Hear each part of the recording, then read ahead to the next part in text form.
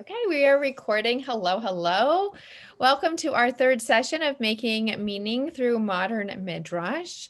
And I'm just really, really excited for this session because I know you've been working really hard at putting together your own modern midrashim, and it's really been an exciting experience for a lot of people. A few people called me over the weekend. They were concerned. A few people sent me theirs. I'm so glad you took this project seriously. And I want to hear your voice because, we talked about how modern midrash is the opportunity for us to claim the voices that we are missing from the Torah. It's also an opportunity for us to hear our own voice.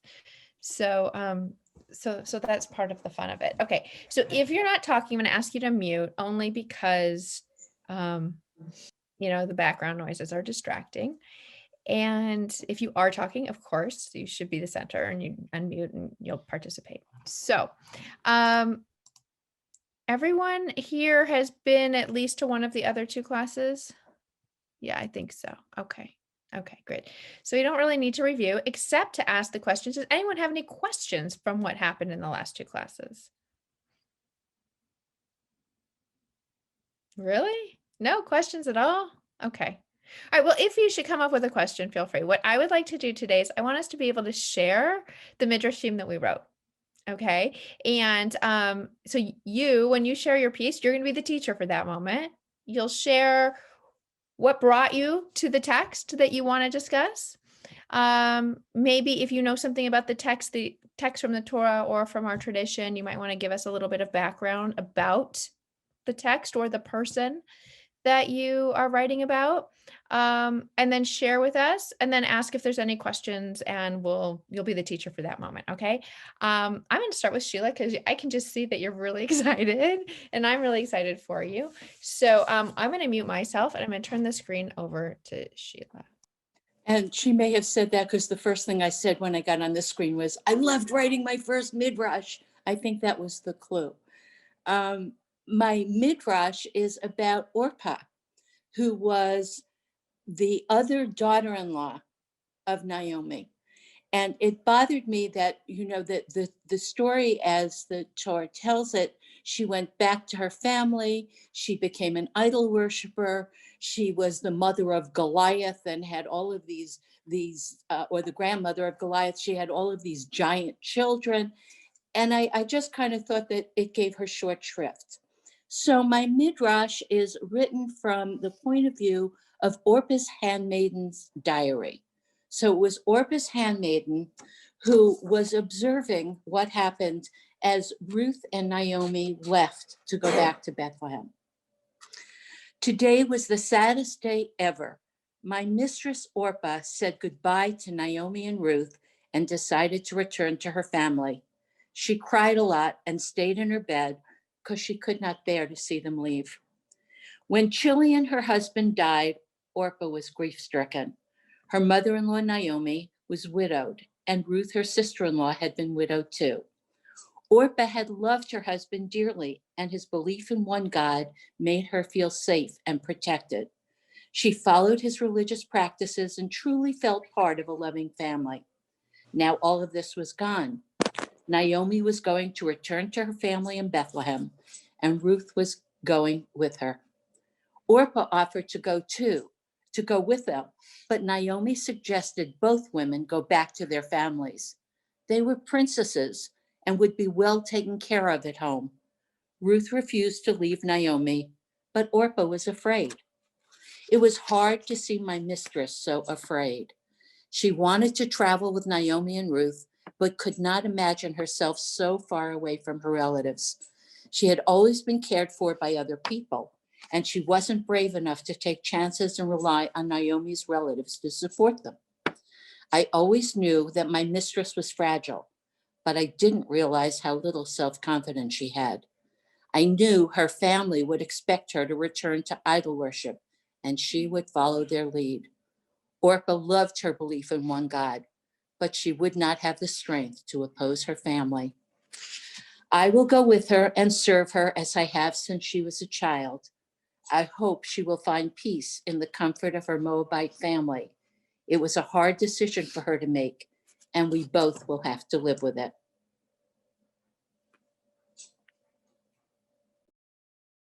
You're getting virtual claps. Wow, that was terrific. Okay, so first of all, how hard was it to write? It was hard, but it was hard just coming up with a topic. I could think of about a million questions that I could ask, but I wanted to have something that I could write that meant something to me. And I think part of my sister-in-law read it, and her first reaction was, "You even think about intermarriage," which is probably something that's on my mind a lot as I work with Intro to Judaism and meet people who are intermarried. And that thinking about Orpah, that she went back to be an idol worshiper, I really felt that it was a family thing. And I think people have to face that family thing a lot. So it was fun. Once I started writing it, it went very quickly. Mm-hmm. I find that too. Once I actually kind of immerse myself in the text, then I can I become the person, or I'm in this space. Right. Great. Does anyone have any questions for Sheila? Feel free to unmute and just ask if you do. Nobody. Okay. I made a few notes. So I'm interested in your perspective on the fact that you had her as a princess. Well, That they was said amazing. that, didn't they say that the two women had been princesses in their in the I thought that was part of the story, that the two Ooh, I'm women gonna go had back been and look. princesses. Okay, I'm gonna go Yeah. back and look at that because I like that. That was interesting that we had both when we spoke with Rabbi Bierman last week, Sarah, we commented that Sarah and Hagar are both like princesses in their, homes, in their homes of origin. And that's interesting, especially if that's part of the rabbinic midrash. I'm going to go back and look at that only because I wonder if that's how women were like thought of in a way that maybe royalty, like the theme of royalty and being an elite person as opposed to like the ordinary person, right? And So that's if very they're interesting. selected, they're elite. That's possible too. I mean, I who don't know. knows? I want to go back to that. And I was taken by your concept of fear and lack of strength, because so often we're looking to like raise up, right? And we talk about strength and courage, and that's what we see in our models. Orpah is not a model to us, right? So to see like how her fear and her vulnerabilities define her was a really different way of thinking about a character, and I really liked it. So those were two things that really stood out for me in your text. So I thank you. And if anybody else has any other comments, you're welcome to make them, or we'll move on to someone else. And I can breathe now. You can. And I'm actually going to, for those of you who wrote midrashim, I'd like you to send them to me. I'm going to put them I together did in send a it to you. Yeah. I did send it. Yeah, I got it. So send them to me and we'll put it together in a document that we can mail out to the class. Okay. Who wants to go next? Now, remember, if you didn't write a midrash, but because I talked to a few people who maybe weren't going to write it, but you were thinking about a theme or you had an idea, that's also okay. All right, Ruth, you want to go next? Okay. I also found this really interesting. It was certainly not a position I would see myself in, writing a midrash, but I took mine from the Tu B'Shvat Seder. I had never heard of Honi, and I had never heard of a circle maker. Ruth, can you turn up your volume? Mine's all the way up and I can barely hear you. Please. I think I have mine all the way up, but I can speak louder. Thank you. Okay. Okay, so I'm going to read it. I don't know if any of you are familiar with Honi or the circle maker, but he was able to make it rain. He drew circles in the ground and then the rain came. And it was the rainy season and they hadn't had rain. So Honi sees an old man that was his introduction to me of who he was. But the story is that he sees an old man planting a carob tree. And he asks him, "Do you think you'll live to eat the fruit of this tree?" "Perhaps not. I was born into a world with carob trees planted by my father and grandfather. I am planting for my children and grandchildren. They will be able to eat the fruit of these trees." I remember when I was in school, they were building the new Shari Tzedek in Southfield. And my sister had commented that Dad is giving so much money to the building fund, and she seemed very concerned. So I was driving with my dad and I asked him about it. He simply said that other people before him donated to build the Chicago Boulevard building, and that he attended that with his family, and where we went for Sunday school and had our celebrations. Now it was his turn to do the same thing for the people who would come after him. So I went to that building for Hebrew school and USY. And then my son and daughter had their bar and bat mitzvahs there, and my daughter's wedding was there. And also one granddaughter's baby naming. So it also was a source of our family's support when I worked at Shari Tzedek. So the idea of door to door continues, just as Honi's children and grandchildren ate from the carob tree. So, but I also realized we're like a catalyst in our lives, and we plant not only things, but we plant ideas with our traditions and our behavior and our ideas. We don't always know the fruit our lives will bear in our children, grandchildren, spouses, students, friends, family, colleagues, and strangers. That's it. Great. I love it. I so love how you were able to take the Honey story and find your own story in it, that your father said like practically the same words, obviously a different context. I just love that. And it made it like really come alive and feel really relevant. Okay, any comments about Ruth's commentary?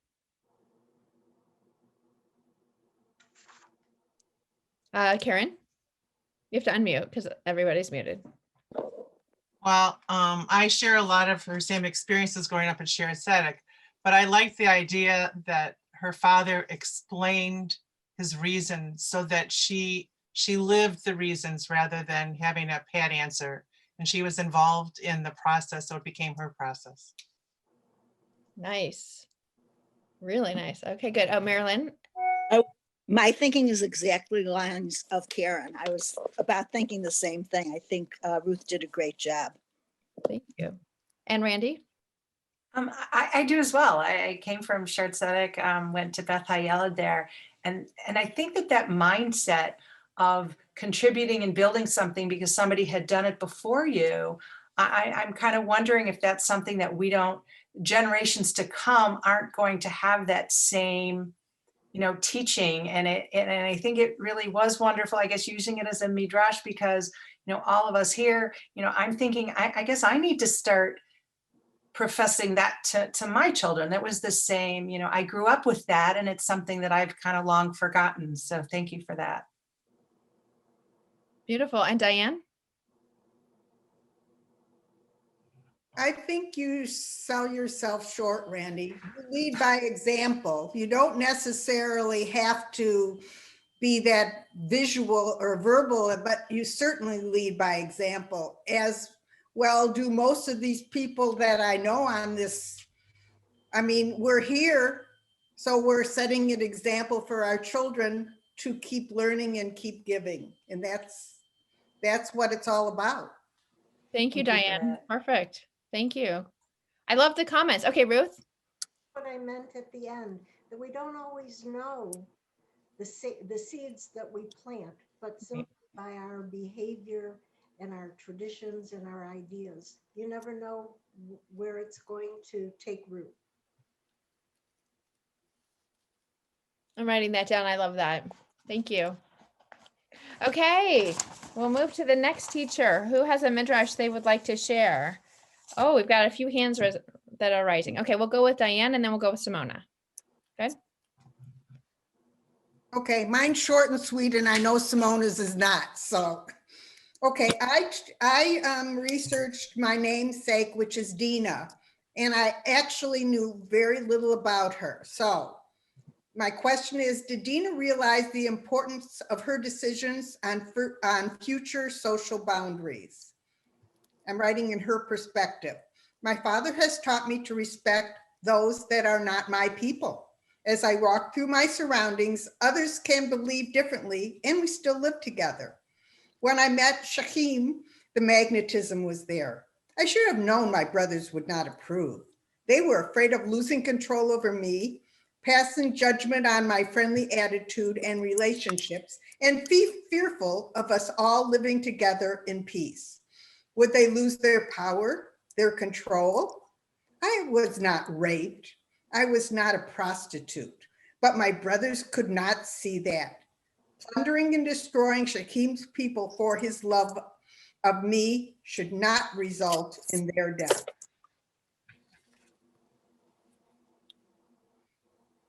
Powerful. Wow. Okay, comments?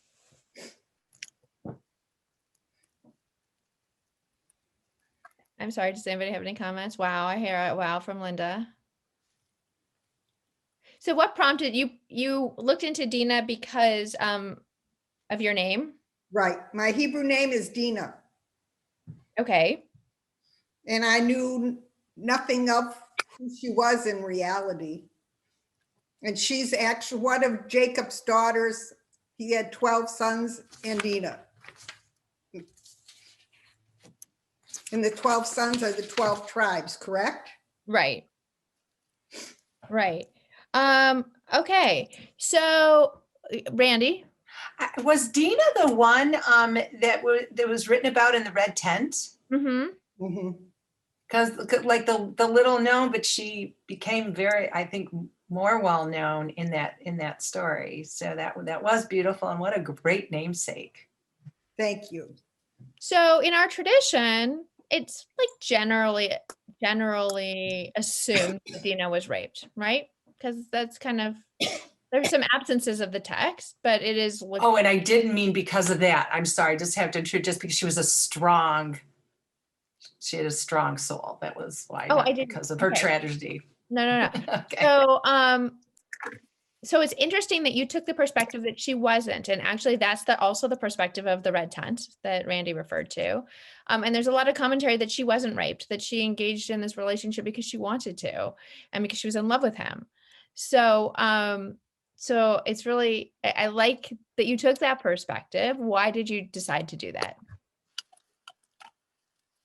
I think that sometimes we need to let women make their own choices. And even back then, women were always had a thumb on them, I guess and she had her own opinion. She was a stronger woman than I realized. And she had grown up. Her father had allowed her to think and be out in the community. So he allowed her to make that decision, and that was hers. Great. I love it. Thank you. Any other comments? Well done. Thank you. Well done. Okay, Simona.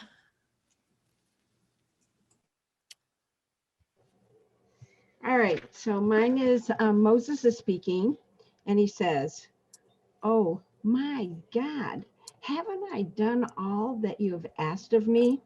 I know when you first came to me as the burning bush, I questioned you, asking, 'Who am I?' But it was really my own doubt and worthiness I was expressing. Since then, I obeyed you and went to Pharaoh every time you asked me to, and beseeched him to let my people go. Then, once free from Egypt, we made our way to the sea, only to find that Pharaoh's men were chasing us. When you told me to lift up my rod and hold my arm out over the sea and split it so that the Israelites could march into the sea on dry ground, I did so.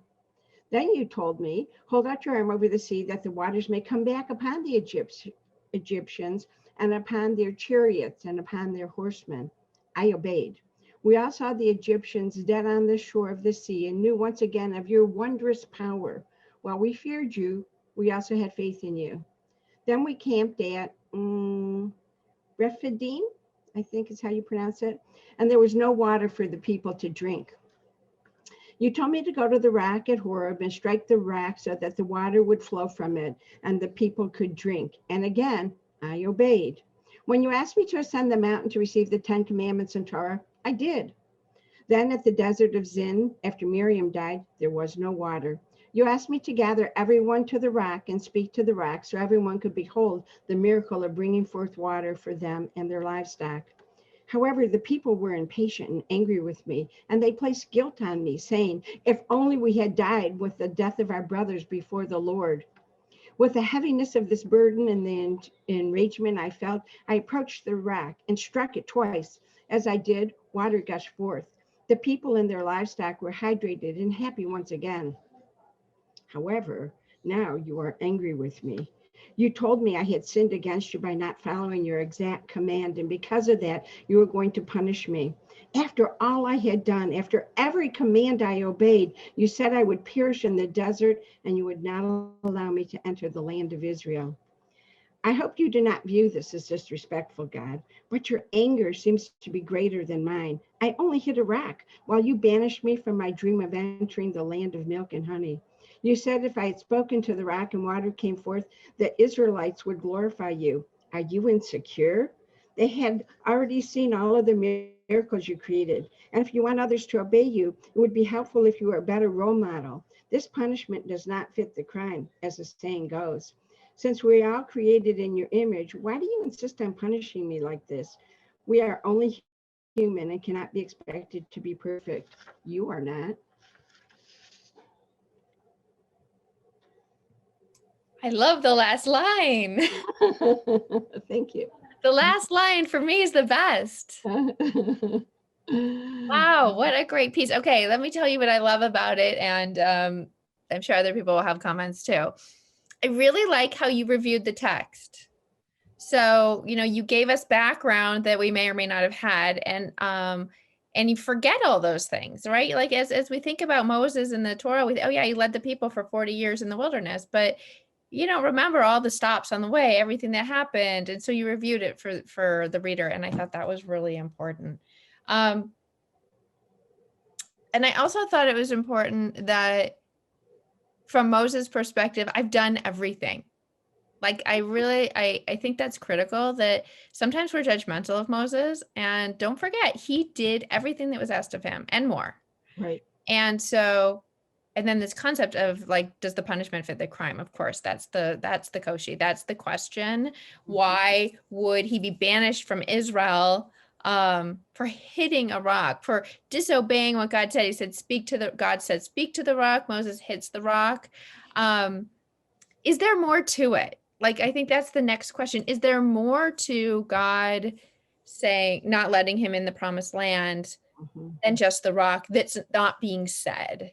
Sure. And that might be your next piece that you want to write, because maybe it's more than the rock, because it doesn't fit the crime. That's the point.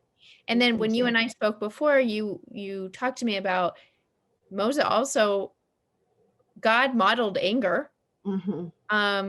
Moses follows that model. Like you were talking about how earlier we were talking about Randy, right? About how we're here and we're doing all these things and we're modeling these behaviors. God models behavior. And Moses responds to that angrily because he sees God angry. He's angry, right? I'd like to hear more about that. So in those two pieces, like, should you decide to write another one, those might be two areas to focus on. Really, really terrific. Anybody have any other comments? I just Go ahead, Marilyn. I just wanted to say that I loved it. I think you really worked hard on that and you did a wonderful job. Thank you. Lee feels bad for Moses. You feel bad for Moses because he's not led into the promised land. Is that why? Yeah. Yeah. I think we all feel, I feel that way for him. It doesn't make sense. I mean, it's really a good question. It doesn't make sense that Moses is not let in unless there's an ulterior motive, right? What else is going on in the text? I mean, we know we're waiting for a generation to die out. Like we learned that wait for the generation of slaves to die out so that the young people can enter the land. Moses would be part of that generation. He took them as far as they could go. Like that was his destiny, was to take them to the border of the land. But why should he not also get to experience it? And it doesn't seem fair. So life isn't fair. Maybe that's part of the rationale. Wow. Other comments? So you should see, Simona, you got a lot of nice comments here. Terrific, Simona. Feel bad for Moses. Yes. Thought-provoking. Kol hakavod. These are so insightful. And I even love the way she presented it. It was beautiful. Yeah, indeed. Well done. Any other comments, Karen? Can I talk about what I kind of wrote, because it follows what she did? Yeah, sure. Let's just wait and see if anybody else has any other comments on Simona's. I thought they were, sorry. Great. Well done. All right. Good. Okay, Karen, let's hear from you. So I'm not going to read all that I wrote because a lot of it was from the text, so it would repeat what she said, so that would be boring. But I wanted to take it from the hitting twice, because in the literature, a lot of words are repeated twice. And when Moses strikes the rock twice, it kind of is like for emphasis. I don't always think it's for anger. And his sister just died a paragraph before. So he's got a lot of sorrow. And in the text, it keeps saying, do it in front of their very eyes, and God appeared. There's all these visual things. So I think doing something with a long stick would be very visual.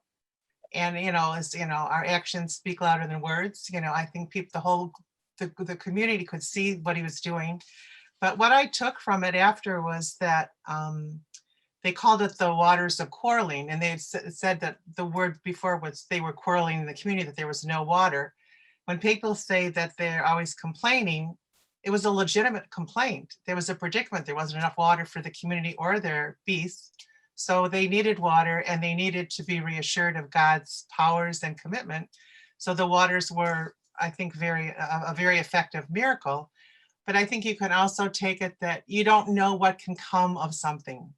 I mean, who would think? It says it's waters, the rock's waters. So you don't know from people what they can do for someone else, or you don't know what can come of yourself from a situation that might not be expected. And I think that's a miracle in itself. So that's the midrash that I wanted to share. Incredible idea. I love this last bit that you said. You don't always know what comes from something, like water from a rock. Like you would never expect water to come from a rock. Mm-hmm. So you don't know what to expect from people or from experiences. I love that.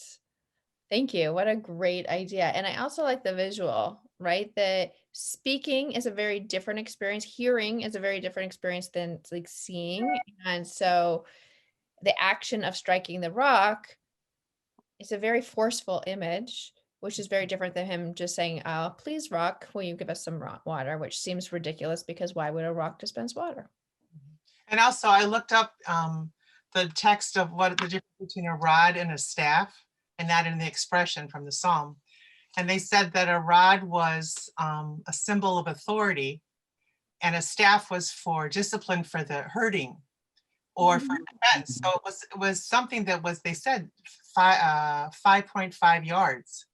It was 16.5 feet long. It was a very visual, symbol to use so everyone could see. So I think there was a real reason for having the rod and having him do that, so that you couldn't hear from afar, you could see the miracle. Fabulous. Thank you. Thank you. Any other comments? Okay. Would someone else like to share? Anita? Okay. Sorry, I was in my car before, and but anyways, now I'm home. I am a Cushite woman. I am proud of my heritage. I'm also proud of my husband and children. Oh, I'm writing about Zipporah. It is wonderful to be back together after such a long separation. It was hard raising two rambunctious boys on my own while Moses heeded the calling of his God. I tried to be both mother and father, instilling values and traditions from both our backgrounds. I hope they grow to fear God and to be strong, responsible men that know the value of home and family.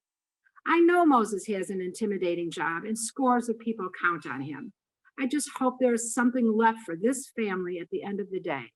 Great leaders are torn in many directions. My father knew of this problem. Perhaps Moses will let him help with some of the burden. Meanwhile, life here in the desert camp is stressful. Since we have joined the Israelites, I feel marginalized. Why am I considered an outsider? This is a diverse group. Israelite slaves, other disenfranchised peoples, even Egyptians that wanted to escape the Pharaoh. We all just want to make a better life for ourselves. Why should my sister-in-law hate me? I've just met her. She is revered as a leader. I'm no threat to her position. I speak my mind, but always with respect. I do not publicly shame others. I was taught that one should only say something nice or nothing at all. I know she speaks unkindly of me, and I try not to care. But her attitude trickles down to the rest of the camp. She should know better. What is it about women who feel the need to beat down each other? Isn't it bad enough that the men can do that? Is it wrong for me to have these thoughts? Who can I share my concerns with? When will the cycle of animosity end? I have heard the ancient stories. Jacob's behavior made him fear his brother. Joseph's actions led to his brothers hurting him and lying to their father. Why can't we agree to disagree without resorting to intimidation? I wonder if the elders have thought of a way to publicly humiliating those who would do harm to the greater good. Maybe the God of my husband can do something, perhaps another miracle. I love my husband and I want to be there for him. Honestly, I don't know how much more of this I can take. Is his family a distraction? He never asked me what I thought of his decision to lead his people. What I had to say should matter. Perhaps it would be best if I took our sons and went back home. Will Moses even notice we have left?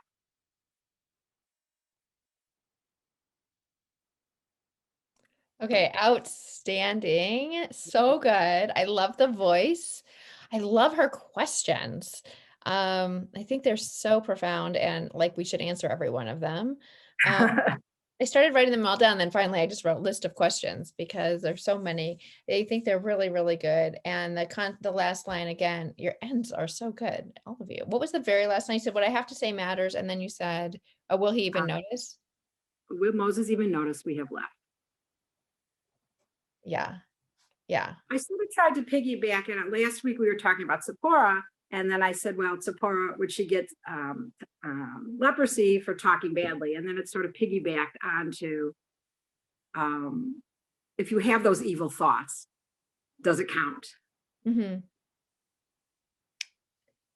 Which my friends that take the Musar class are really into not having those thoughts. Right. Are you suggesting that Zipporah's thoughts are evil or Miriam's?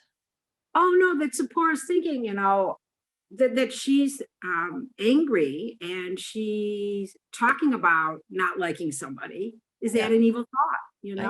When you hash that out? Isn't that the So it's interesting because Miriam is the one who says the nasty thing out loud. So then this would be like an internal thought. And when you feel harmed, I don't know about from the Musar perspective, but when you feel like you've been harmed by somebody, don't you think that you have the right to respond? I love her response. So I don't want to I don't know. I don't want to vilify her because I like her response. I like the fact that she has a human response.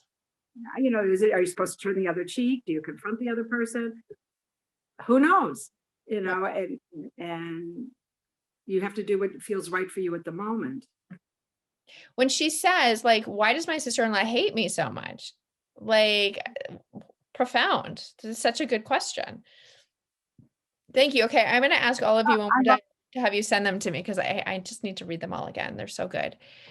So if you've written it down on paper, I'm going to ask you to take the extra 5 minutes and type it up and send it.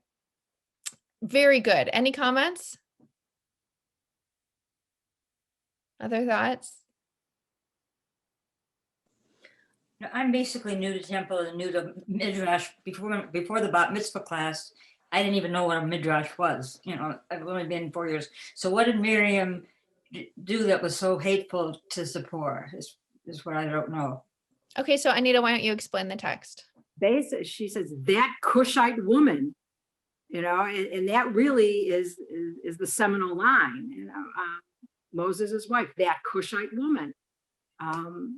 And again, there's nothing in Torah that I recall where they actually have a conversation where they meet. Mm-mm. That would be such an interesting, like I gave Simona some direction for a second Midrash. That would be a really, really interesting conversation. I would love to hear what's the interaction between Miriam and Zipporah. Like what does that look like? What did they say? And does she actually confront her, or does she back down, or what does Miriam say? Does she apologize? What prompted it? Is there something else going on in Miriam's life that she's so stressed out that she just like put it on to her sister-in-law? Like, who knows? I love that. It would be a really fun Midrash. Maybe try your hand at that. So very well done. I want to read Lee's comment, which is, as a man, I'm reading for Lee. As a man, I've observed many women being cruel to other women, yet being very kind to men. And so that was another piece that you mentioned, women being mean, beating up on other women. And it is a fact I think that's real. I think it's very real.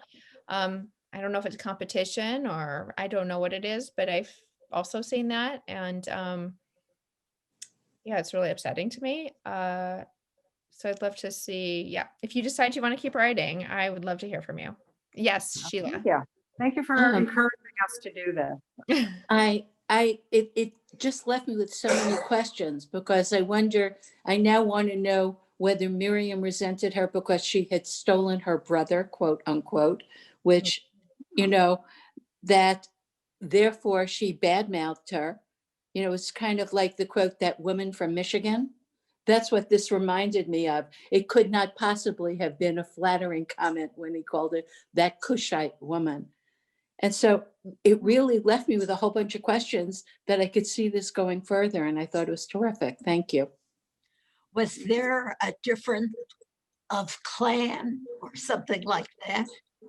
We don't like people marrying others. She certainly was not an Israelite. Her father was a priest. He was a high priest, but yet he becomes Moses. There's a whole chapter named for her father, Yitro. He's the one who encourages Moses to set up a panel of judges and assistants and courts and things like that. Jealousy, some kind of jealousy. I don't know. Yeah, actually, Yitro is the Torah portion for this week. So, but as many as I've listened to, I missed except for the last few minutes, the last few lines of Sheila's. Every one of the midrashim is a way of bringing ancient to contemporary. How we connect. How can we make it meaningful to ourselves? And writing these modern midrashim with today's issues and questions really brings it full circle for me anyways. I love listening to these. I do too. And it's one of the things that I think comes out in a lot of modern midrash is bringing it home, that how is it relevant to the day and time in which we live? And yet midrash itself was more about explicating text. So it wasn't necessarily bringing, so midrash spans, 1,000 years of Jewish writing, plus, another couple thousand if you bring it up to our day. And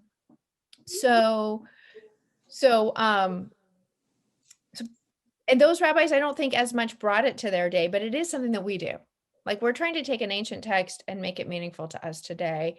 But what they were trying to do was also explicate why certain things would be in the text the way they were. So I think of all of them so far, the closest was probably Diane, who explained Dina's ability to be her own autonomous person.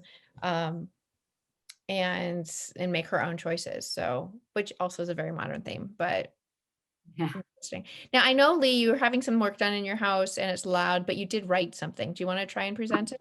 Yeah, I'll try. If it gets too loud, just raise your hand and I'll mute myself. Right now, it seems to be a little bit quiet. I wrote something from Chaye Sarah.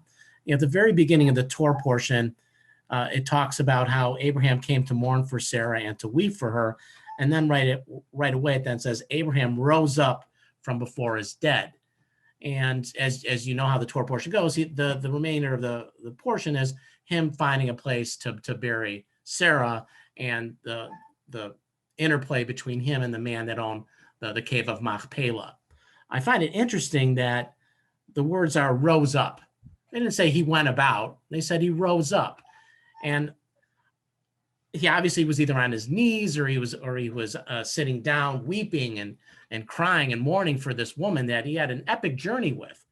And then he shifts, he transitions to he's a man on a mission. And I liken it to today because, that's the way, unfortunately, a lot of life is that you have to rise up. You have to move on to the next step. And, I conclude with, there are going to be times in our lives that it's going to be unfortunate, but we're going to have to write obituaries. We're going to have to make necessary arrangements. We're going to have to make difficult phone calls, and we're going to have to settle estates. We're going to have to. It's unfortunate, but it's something that we're going to have to do.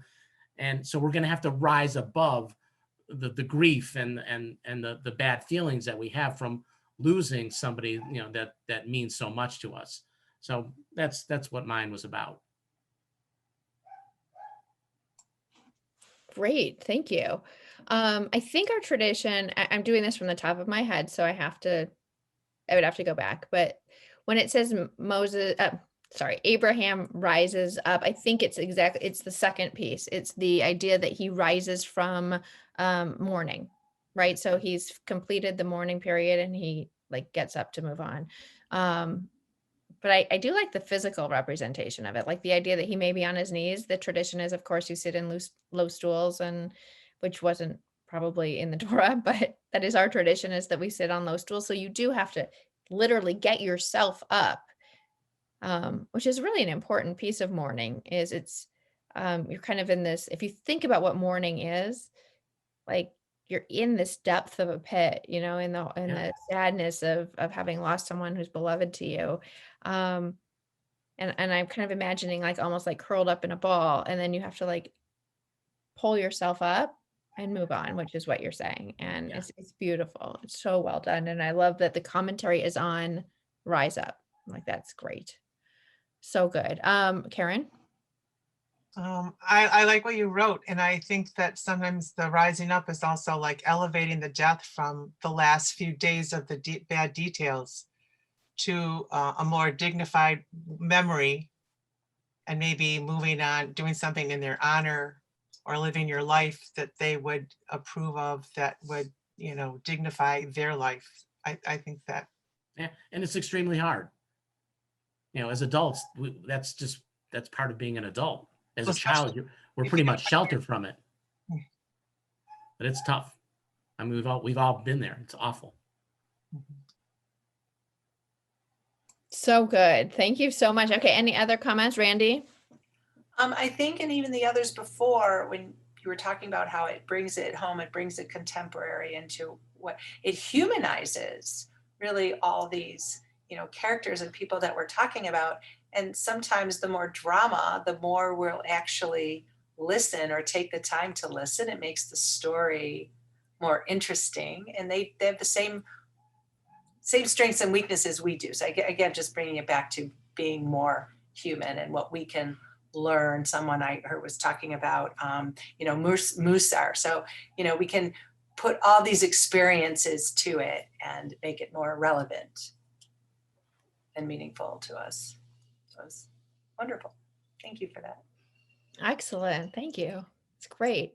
First, another thing I want to comment is I love the variety of the texts that you all chose. So we're not all focusing on the same text, which could have, by the way, been an assignment, take this one text and we all take a different perspective and see what we come up with, which would be really interesting. We might do that another time, but I just love the variety of the text that you chose and that you find connection in meaning in these different moments of our tradition. It's just great. Okay, has anyone else prepared anything that they would want to share? Pat. You have to unmute yourself. So that's in the lower left corner. Okay. Okay. It's interesting to me that a lot of these things that I've been hearing here are all about the generational thing.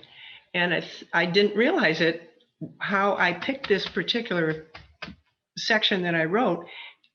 But I think it's because I've been doing a lot of genealogy myself and seeing all the different things that people in my past and in my future are doing. Anyway, so the one I chose was Jacob planning to marry Rachel and discovering he'd been tricked into marrying Leah. It brought up many questions. What role did the previous generations play in the deceitful ways of both families? What was legal and what was not legal? Where was family loyalty? What about truth and ethics? And why is this story in the Torah? So for the background, Jacob had deceived his father Isaac to gain his birthright, the birthright his brother Esau deserved. Their mother, Rebekah, masterminded the deceit, then suggested Jacob travel to her brother Laban's home to stay safe from Esau, whom he had cheated. Laban is Jacob's uncle, thus Laban's two daughters are Jacob's first cousins. The father of Rebekah and Laban, Bethuel, appears to be a fraudster. In the Talmud, he's called a wicked man. So this brother and sister must have, meaning Rebekah and Laban, must have learned from their father, Bethuel. Jacob works for 7 years for Laban, his uncle, and soon to be father-in-law, in order to marry his beloved cousin Rachel. At the unveiling, he finds he isn't married to Rachel, but to her older sister Leah. Laban agrees to let Jacob marry Rachel if he will work another 7 years for him. Jacob did so and ends up having the two sisters as his two wives. More questions. Was it common for cousins to marry one another? Since Jacob was married to both sisters, was bigamy common? What about Jacob having children with his two concubines? How and why did these people become the patriarch and matriarchs of the Jewish people? Moving forward from Jacob for 4 generations to his son Levi, to Kehath, his grandson, to Abram, his great-grandson, we meet Moses, his great-great-grandson. My own take is that since the Torah had not been received until the time of Moses, perhaps there were no laws regarding marriage, adultery, honoring parents, stealing, not telling the truth, or common guiding principles at that time. And in parentheses, I wrote, or maybe there were, but very different from what we've come to accept today. Perhaps these ancestral stories were told for us, number one, so that we would know why the Torah was needed. We had to learn about justice, women, wisdom, and everything else we need to learn. And 2, so that all future generations would know how and why there came to be a Jewish nation of very common, troubled, and imperfect people with very colorful backgrounds who eventually agreed to be in a lasting covenant with one God. There you have it. Wow, you went through the whole process of asking these powerful and profound questions of the text, some of which we have answers to and some of them we don't. Answers in our tradition and then, midrashic and commentary. Mm-hmm. So good. I couldn't even keep up with all the great questions that I wanted to write down. I'd love to hear what people think.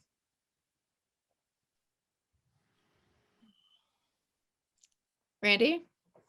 I thought the same thing in a lot of contexts with the questions after reading the red tent, thinking, oh my God, these are the people that we're supposed to be looking up to. And they weren't so wonderful in a lot of respects that we find out in these stories that keep going. So I had a lot of the same thoughts. Great. Thank you. lot to think about. Sheila. But Pat, I thought it was fabulous because the Torah can be like a soap opera. And I think you picked some of the best questions to ask to start the next chapter of the soap opera. And I would love to see what you do with it next. Thank you. Well, I might be inspired now to write another chapter. This was fun doing this. I really enjoyed it.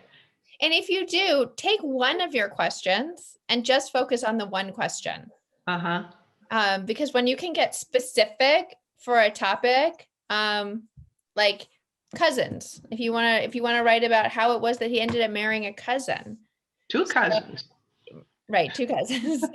So that might be interesting, or how it would be a bigger topic. It might be harder, but the concept of how is it? Well, actually, before we get to the bigger one, the idea of Rachel and Laban being siblings and they have some of the same characteristics, I think is awesome. And I would be really interested in knowing about the family they grew up in. Like write about their family. I'd love to know, how did they grow up? What were the values that their parents passed down to them? Were they about self-preservation? Who knows? Well, I did write Joel was a nasty guy, so I didn't find much about the mother, but wait, about who? About the mother of Laban and Rachel, or Rebecca. And you found something about their father? Yeah, Bethuel, that's what I wrote in here. Oh, I missed that he was a nasty guy. So they must have. Okay. I'm sorry, I thought you meant. Sorry. You're talking about a different generation, apparently. I got confused. I thought you were talking about Laban as a nasty guy, because he is kind of a nasty guy too. No. Well, yeah, he cheated. He cheated Jacob. Yeah.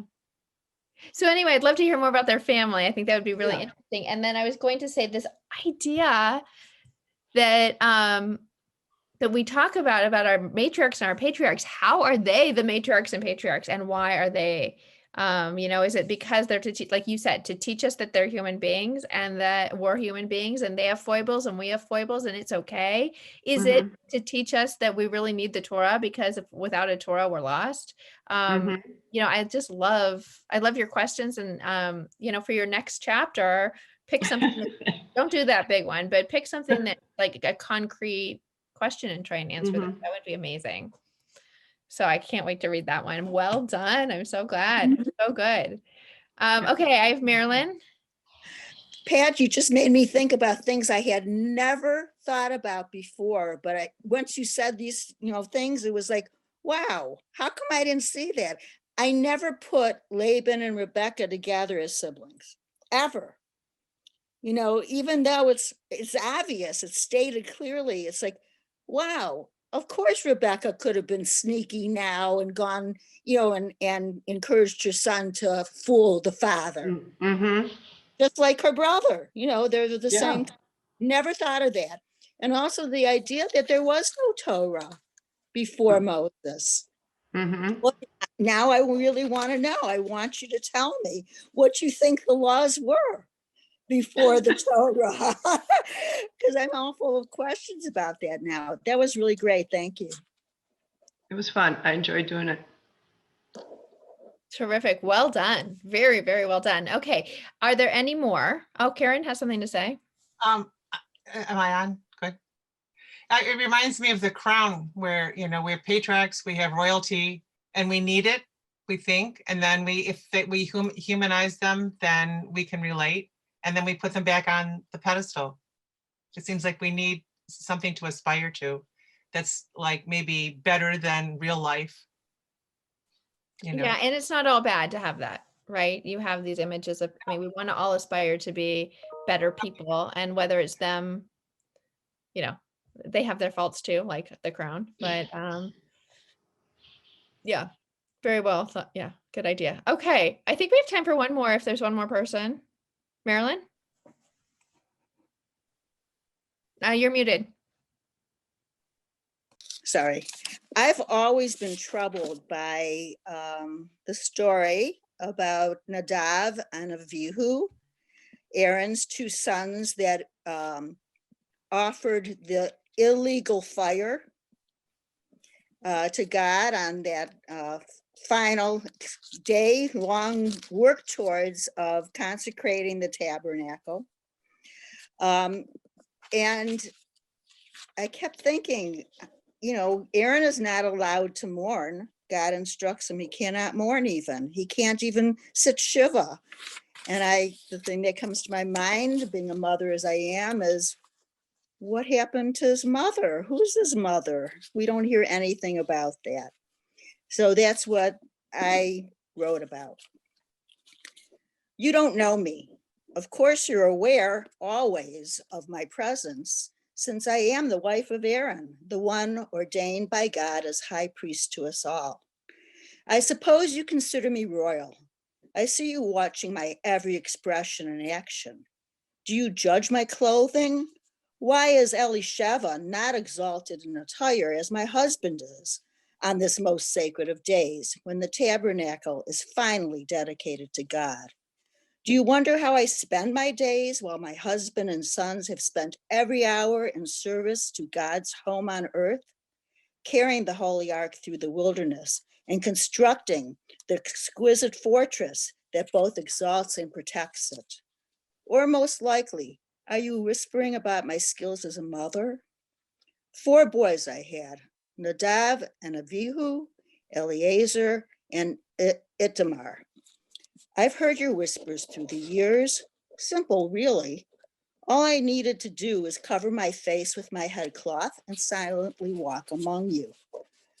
Oh, those boys of Aaron, they are so spoiled. Did you see the older 2 drinking themselves stupid the other night? Look at the way they walk and greet us, so haughty, like being of the tribe of Judah and nephews of Moses makes them better than us. Now, this day of wonderment is nearly done. It should have been the happiest day of my life. 7 days, a full week of constant preparation leading to this day. Not only Aaron anointed, but Nadav and Avihu officially appointed to follow their father's path. Do you not think I question what went wrong? Where did my 2 oldest get that idea? To use a different fire to offer their sacrifices instead of the eternal fire on top of the altar as prescribed. You don't know me, but I knew my boys. At least I knew what was in their hearts, if not everything they did apart from my presence. Nadav and Avihu were so worried, afraid they could never measure up to their father. So many eyes on them all the time. I have to believe that they only strive to prove themselves worthy, not just well-trained and skilled in their future duties, but truly talented, able to exalt God's work in new ways as well as old. I did my best to teach my boys motherly things. Focus on the people around you. This isn't just about you. Notice your surroundings, the weather, the mood. All has meaning and impact. Perhaps they were arrogant. All this noise from a mere woman? But how could they not take warning from what was in plain view?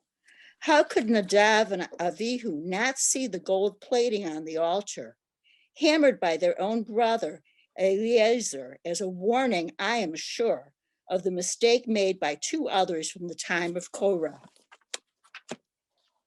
I should be mourning. My boys were still young. Unnatural fire? Gone before me is unnatural. My heart is forever broken, but you don't know me. Like Aaron, I must follow all of God's commandments. You must not mourn, Moses has told Aaron. God's words direct.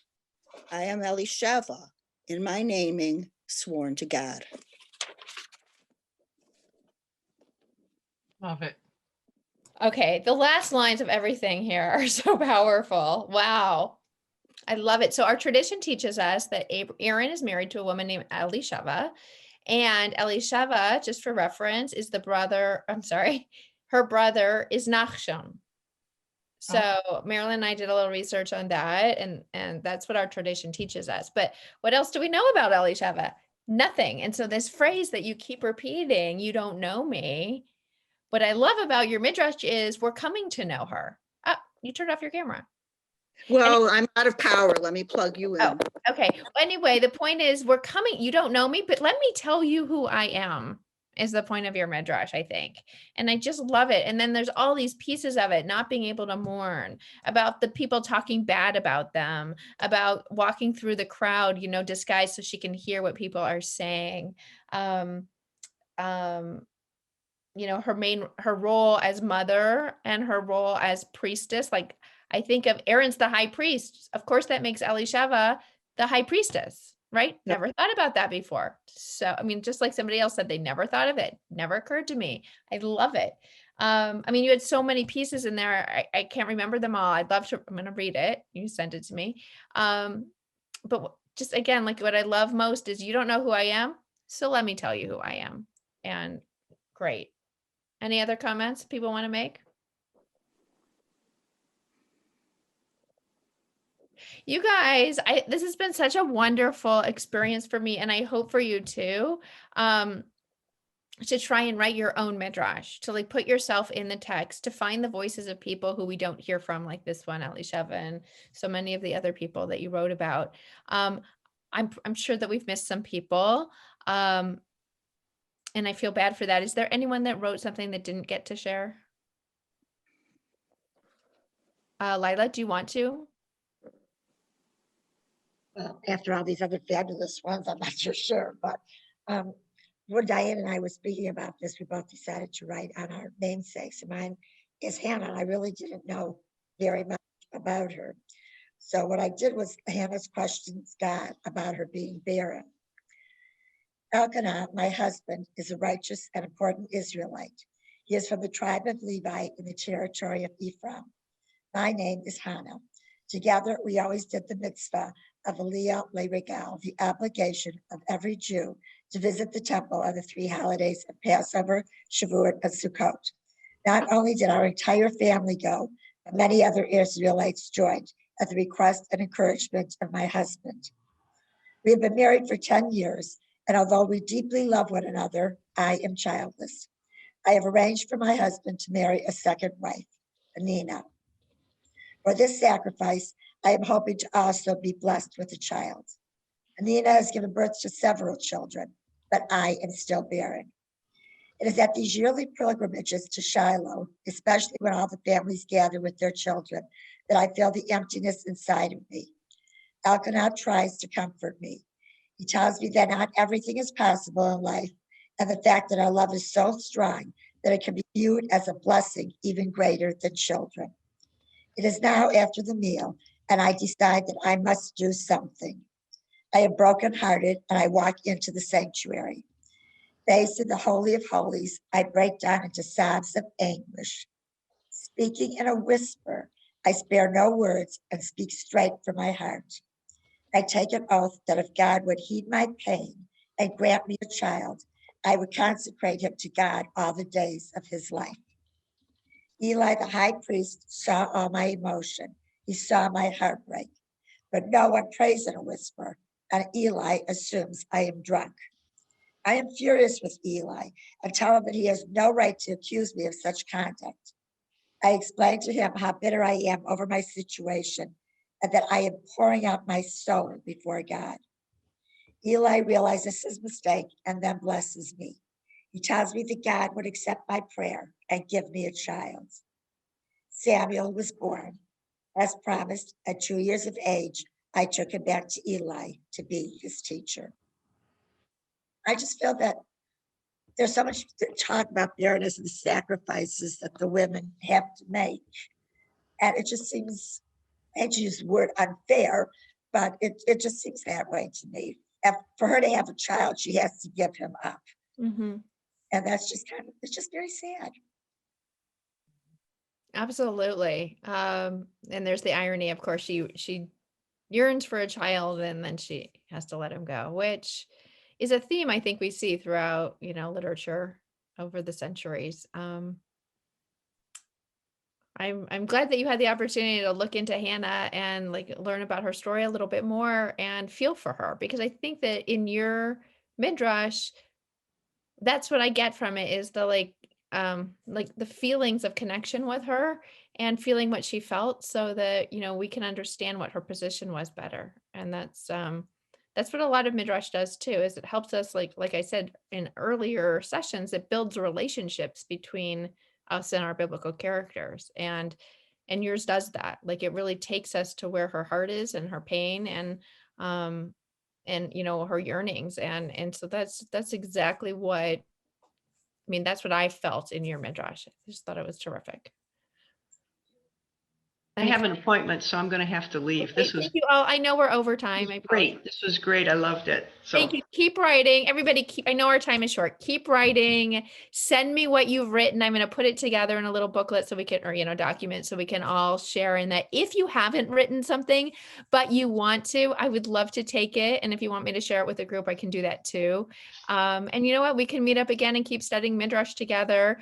Maybe we'll do it in a few, you know, weeks or months. We can have another class and keep the process up. So both Midrash and modern Midrash. There's been a lot of people out there writing Midrash. So I'd love to share some of that with you. So thank you all.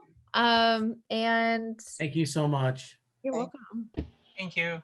This was great. Thank you. Take care, everybody.